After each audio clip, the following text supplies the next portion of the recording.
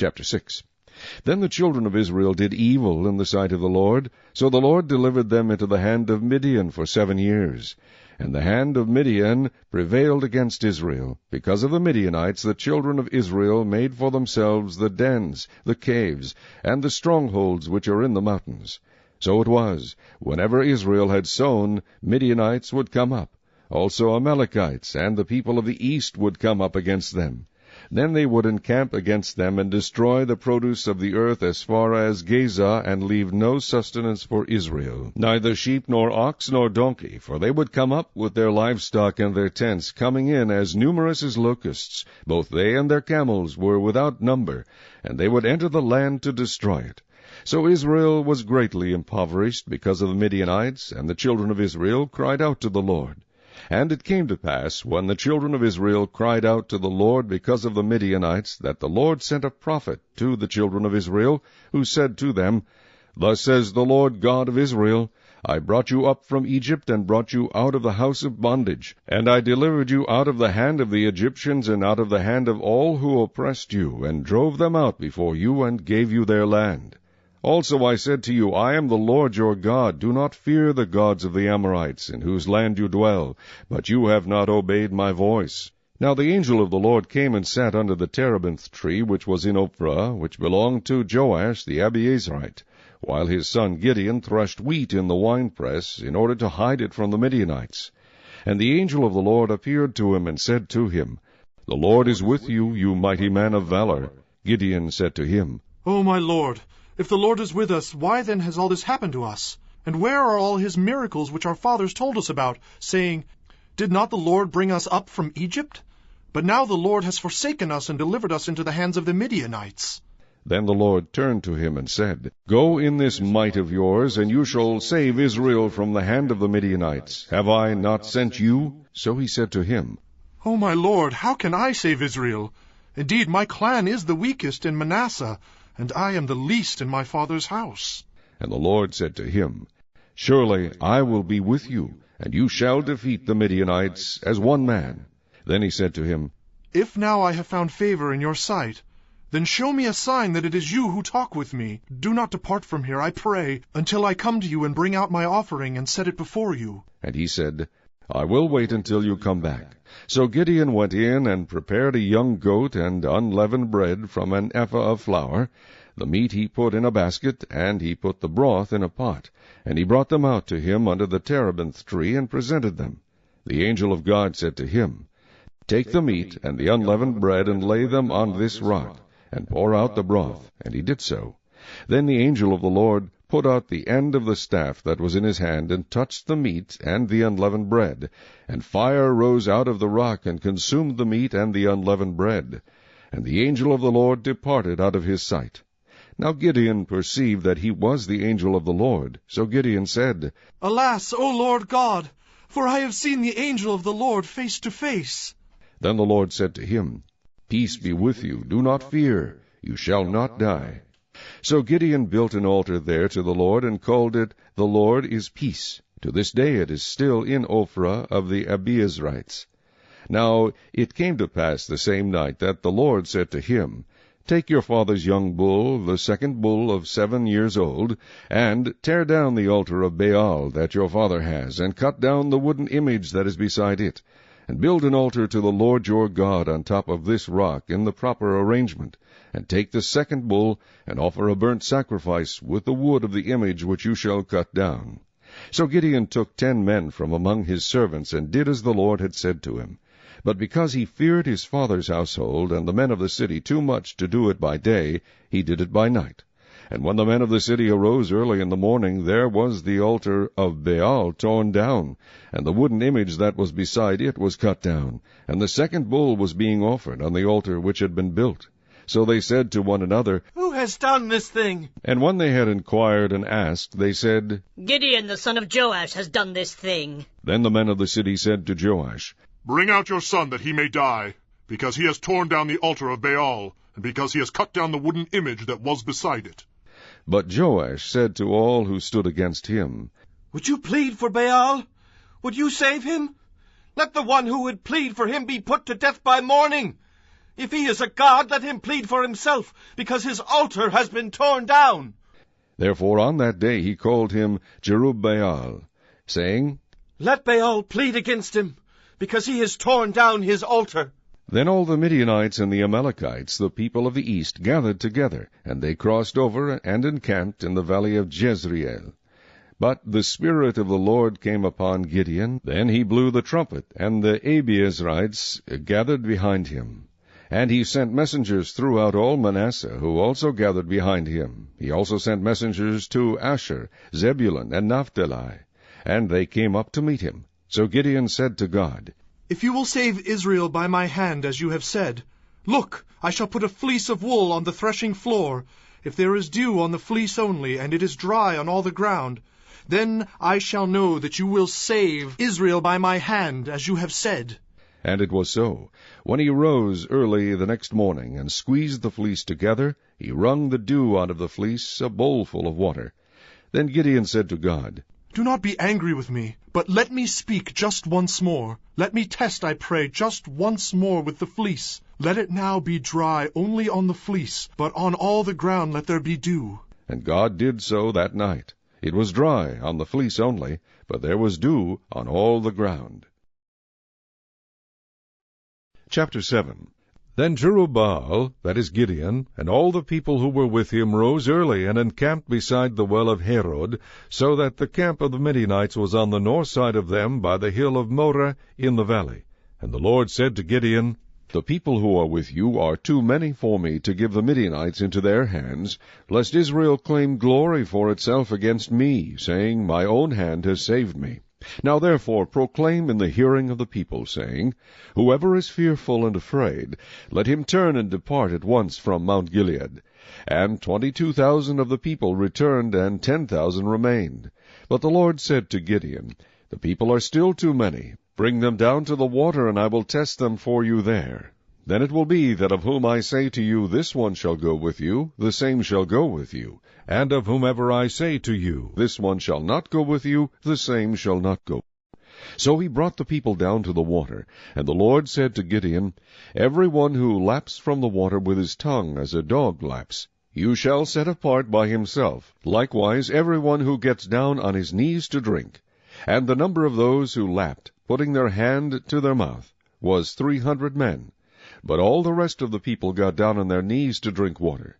Then the Lord said to Gideon, By the 300 men who lapped I will save you, and deliver the Midianites into your hand. Let all the other people go, every man to his place. So the people took provisions and their trumpets in their hands, and he sent away all the rest of Israel, every man to his tent, and retained those 300 men. Now the camp of Midian was below him in the valley. It happened on the same night that the Lord said to him, Arise, go down against the camp, for I have delivered it into your hand. But if you are afraid to go down to the camp with Purah your servant, and you shall hear what they say. And afterward your hand shall be strengthened to go down against the camp. Then he went down with Purah his servant to the outpost of the armed men who were in the camp. Now the Midianites and Amalekites, all the people of the east, were lying in the valley as numerous as locusts, and their camels were without number, as the sand by the seashore in multitude. And when Gideon had come, there was a man telling a dream to his companion. He said, I have had a dream. To my surprise, a loaf of barley bread tumbled into the camp of Midian. It came to a tent and struck it, so that it fell and overturned, and the tent collapsed. Then his companion answered and said, This is nothing else but the sword of Gideon, the son of Joash, a man of Israel. Into his hand God has delivered Midian and the whole camp. And so it was, when Gideon heard the telling of the dream and its interpretation, that he worshipped. He returned to the camp of Israel and said, Arise, for the Lord has delivered the camp of Midian into your hand. Then he divided the 300 men into 3 companies, and he put a trumpet into every man's hand, with empty pitchers and torches inside the pitchers. And he said to them, Look at me and do likewise. Watch, and when I come to the edge of the camp, you shall do as I do. When I blow the trumpet, I and all who are with me, then you also blow the trumpets on every side of the whole camp, and say, The sword of the Lord and of Gideon. So Gideon and the 100 men who were with him came to the outpost of the camp at the beginning of the middle watch, just as they had posted the watch. And they blew the trumpets and broke the pitchers that were in their hands. Then the 3 companies blew the trumpets and broke the pitchers. They held the torches in their left hands, and the trumpets in their right hands for blowing. And they cried, The sword of the Lord! And of Gideon! And every man stood in his place all around the camp. And the whole army ran and cried out and fled. When the 300 blew the trumpets, the Lord set every man's sword against his companion throughout the whole camp. And the army fled to Beth-Acacia, toward Zeredah, as far as the border of Abel-Meholah by Tabbath. And the men of Israel gathered together from Naphtali, Asher, and all Manasseh, and pursued the Midianites. Then Gideon sent messengers throughout all the mountains of Ephraim, saying, Come down against the Midianites, and seize from them the watering places as far as Beth-Barah and the Jordan. And all the men of Ephraim gathered together and seized the watering places as far as Beth-Barah and the Jordan. And they captured 2 princes of the Midianites, Oreb and Zeeb. They killed Oreb at the rock of Oreb, and Zeeb they killed at the winepress of Zeeb. They pursued Midian and brought the heads of Oreb and Zeeb to Gideon on the other side of the Jordan. Chapter 8. Now the men of Ephraim said to him, Why have you done this to us by not calling us when you went to fight with the Midianites? And they reprimanded him sharply. So he said to them, What have I done now in comparison with you? Is not the gleaning of the grapes of Ephraim better than the vintage of Abiezer? God has delivered into your hands the princes of Midian, Oreb and Zeeb, and what was I able to do in comparison with you? Then their anger toward him subsided when he said that. When Gideon came to the Jordan, he and the 300 men who were with him crossed over, exhausted, but still in pursuit. Then he said to the men of Succoth, Please give loaves of bread to the people who follow me, for they are exhausted, and I am pursuing Zebah and Zalmunna, kings of Midian. And the leaders of Succoth said, Are the hands of Zebah and Zalmunna now in your hand, that we should give bread to your army? So Gideon said, For this cause, when the Lord has delivered Zebah and Zalmunna into my hand, then I will tear your flesh with the thorns of the wilderness and with briars. Then he went up from there to Penuel, and spoke to them in the same way. And the men of Penuel answered him as the men of Succoth had answered. So he also spoke to the men of Penuel, saying, When I come back in peace, I will tear down this tower. Now Zebah and Zalmunna were at Karkor, and their armies with them, about 15,000, all who were left of all the army of the people of the east, for 120,000 men who drew the sword had fallen. Then Gideon went up by the road of those who dwell in tents on the east of Nobah and Jogbehah, and he attacked the army while the camp felt secure. When Zebah and Zalmunna fled, he pursued them, and he took the 2 kings of Midian, Zebah and Zalmunna, and routed the whole army. Then Gideon the son of Joash returned from battle, from the ascent of Heres. And he caught a young man of the men of Succoth, and interrogated him, and he wrote down for him the leaders of Succoth and its elders, 77 men. Then he came to the men of Succoth, and said, Here are Zebah and Zalmunna, about whom you ridiculed me, saying, Are the hands of Zebah and Zalmunna now in your hand, that we should give bread to your weary men? And he took the elders of the city, and thorns of the wilderness, and briars, and with them he taught the men of Succoth. Then he tore down the tower of Penuel, and killed the men of the city. And he said to Zebah and Zalmunna, What kind of men were they whom you killed at Tabor? So they answered, As you are, so were they. Each one resembled the son of a king. Then he said, They were my brothers, the sons of my mother.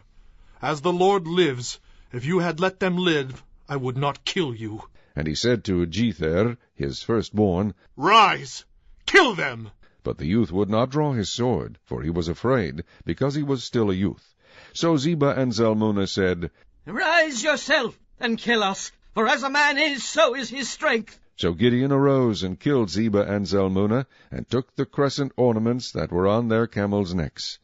Then the men of Israel said to Gideon, Rule over us, both you and your son, and your grandson also, for you have delivered us from the hand of Midian.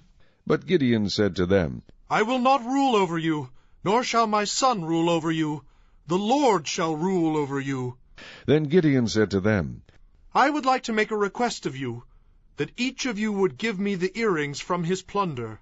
For they had golden earrings, because they were Ishmaelites. So they answered, We will gladly give them. And they spread out a garment, and each man threw into it the earrings from his plunder.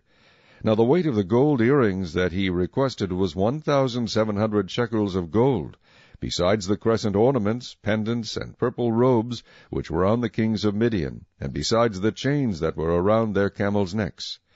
Then Gideon made it into an ephod, and set it up in his city, Ophrah, and all Israel played the harlot with it there. It became a snare to Gideon and to his house. Thus Midian was subdued before the children of Israel, so that they lifted their heads no more, and the country was quiet for 40 years in the days of Gideon. Then Jerubbaal, the son of Joash, went and dwelt in his own house. Gideon had 70 sons, who were his own offspring, for he had many wives. And his concubine, who was in Shechem, also bore him a son, whose name he called Abimelech. Now Gideon the son of Joash died at a good old age, and was buried in the tomb of Joash his father, in Ophrah of the Abiezrites. So it was, as soon as Gideon was dead, that the children of Israel again played the harlot with the Baals, and made Baal-berith their god. Thus the children of Israel did not remember the Lord their God, who had delivered them from the hands of all their enemies on every side. Nor did they show kindness to the house of Jerubbaal, Gideon, in accordance with the good he had done for Israel. Psalm 61. To the chief musician, on a stringed instrument, a psalm of David. Hear my cry, O God, attend to my prayer. From the end of the earth I will cry to you, when my heart is overwhelmed. Lead me to the rock that is higher than I. For you have been a shelter for me, a strong tower from the enemy. I will abide in your tabernacle forever. I will trust in the shelter of your wings. Selah. For you, O God, have heard my vows. You have given me the heritage of those who fear your name. You will prolong the king's life, his years as many generations. He shall abide before God forever. O prepare mercy and truth which may preserve him. So I will sing praise to your name forever, that I may daily perform my vows. Chapter 20.